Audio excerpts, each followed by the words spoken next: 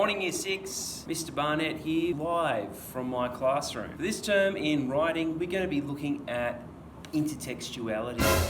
Intertextuality can be explained as how one text will borrow from another text. I'd like to borrow that, please. Let me put it this way. Texts can borrow characters, they can borrow themes, they can borrow writing style, colours, sayings, music, anything that appears in a text can come from another text. And when I'm saying text, I'm not just saying written text. I'm talking about books, I'm even talking about movies, songs, websites, any media that you interact with for this purpose will be called text. Now, what is intertextuality? It's where one text borrows from another text. I'd like to borrow that, please. So, for example, you can find intertextuality in the Star Wars series. There's about 9 main films, and each of them have characters that are across almost all of those films. And there's many parts of the intertextuality in that series. You can see it in a book series in a smaller way. Perhaps Enid Blyton with her books. You remember those? I read you those when you were in Year 2. The Magic Faraway Tree. I know that she also has a series called The Wishing Chair.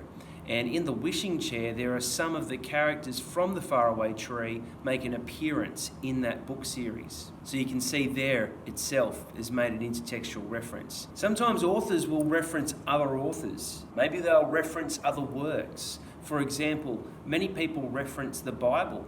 And there's another aspect of intertextuality. You can see the Marvel universe, the comics or the movies, whichever you're interested in. You can see how different characters are appearing in different storylines, and then those storylines enmesh together. And that's an example of intertextuality. We're first going to explore intertextuality by studying a famous Australian poet.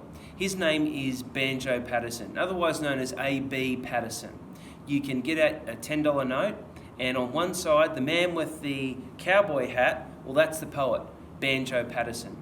And this poem is called The Man from Snowy River. Before we dive into it, we need to make sure that we're clear on different poetic devices that are used in this poem. So, devices such as meter, what is a stanza, imagery, metaphor, simile, alliteration, assonance, and rhyme. In the next video, I'll give you a brief explanation of what each of these are. And then you're going to need to open your writing workbook and conduct some research on your own so you understand what they are. Once you understand each poetic device, in your own words, describe what it is and provide an example where possible. I'll catch you in the next video where I describe each of the poetic devices.